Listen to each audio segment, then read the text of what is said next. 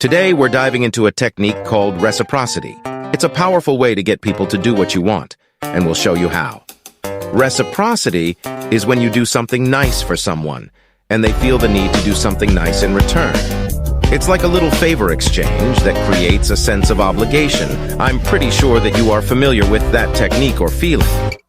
But when wielded with intention, it becomes a potent weapon.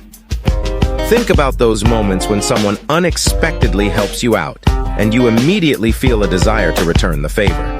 It could be as simple as a friend picking up the tab for your lunch. Suddenly, there's this internal nudging, urging you to repay their kindness. Now, imagine if you consciously use this power of reciprocity in your daily interactions. You can influence people's actions by initiating acts of kindness or assistance, setting the stage for them to reciprocate. If you're loving what you see, help us out real quick. Hit like, subscribe, and the notification bell.